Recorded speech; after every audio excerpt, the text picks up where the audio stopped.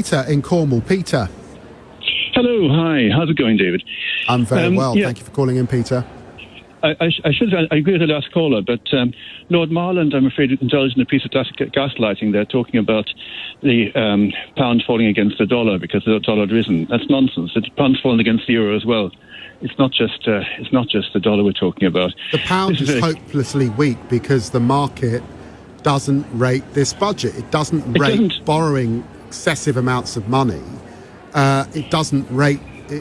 Economists can see through trickle down now. It's been established and rubbished, I think, not just by those on the left or centre left, but right-wing economists don't think it works, and that's why the pound's down, it seems to me. Well, I agree entirely, and I'll tell you what, the only economist of any repute who's come out in favour of it is Patrick Minford, who, of course, was the man who said that Brexit would grow the economy. Look how that's turned out.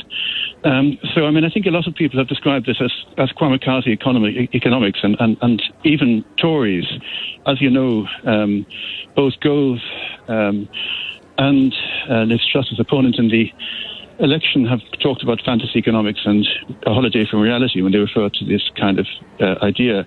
But the other thing is that, I mean, I'm a GP. I probably, on balance, will pay less tax as a result of this budget. But I don't see it being of benefit even to me, or indeed even to the people who are at the top of the earning scale. And I'll tell you why. Because if the changes lead to a weaker pound, then the spending power of the average British person in terms of the things that they need, like, for example, energy, and that's priced in dollars, will rise. So that'll more than compensate for most people for any tax benefit they experience. And that, of course, is something that Lord Marland would have known. And even Kwasi Kwarteng would have known that. He's not a stupid man.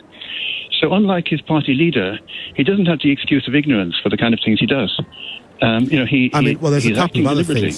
So you're right about the weaker pound, but presumably you may not personally be in this situation, but there'll be callers who are. With interest rates rising, if you're on a variable mortgage or your fixed rate mortgage comes to an end over this period, you're going to be paying considerably more. Of course, inflation probably will continue to rise over this period. So it might feel like they're giving with one hand, but my God, it's going to be taken with another, isn't it?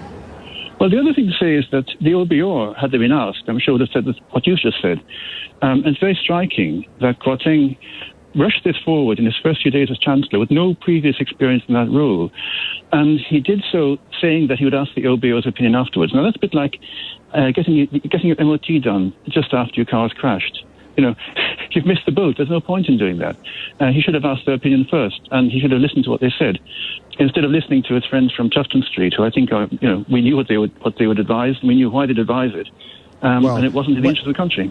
When it was looked into, this 50-year study by Professors David Hope and Julian Limburg, and you can look it up, this LSE study that looked at trickle-down economics, they also found that the truth is why governments pursue this is because of the huge influence of multimillionaires and corporations on political parties. That's the truth of it. And we know that this comes out of a leadership contest. Look at the people that funded Liz Truss. I wonder why we end up with policies that effectively benefit them, but not benefit the majority, Peter. They aren't even pretending, are they? I mean, when he stood up on Friday and said that this would somehow be beneficial to the man in the street, he spoke without conviction. I don't think for a second he believes that. And he thinks the people are stupid if they're going to believe what he says. I really think it's an insult to the intelligence of the electorate. And I very much hope that results in significant gains for your party next time they have a chance. I'm wondering sometimes whether the Tories have decided that they are going to lose the next election and they want to leave a complete mess for Labour to inherit. Because unfortunately you and your colleagues will be in that position. You not only have to try and talk about why it is that Brexit's gone so badly and why it's impossible to achieve a good Brexit in spite of the promises of your party leader, but you're also going to have to deal with the casualties of this particular decision made on Friday.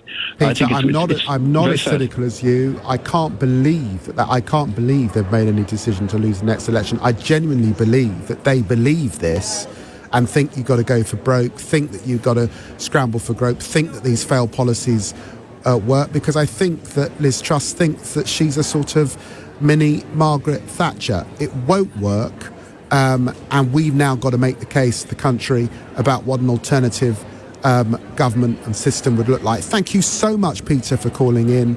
Very grateful for all your work as a GP. I suspect there'll be lots of people coming in with a lot of stress and mental health over the coming weeks and months if they're not coming in already.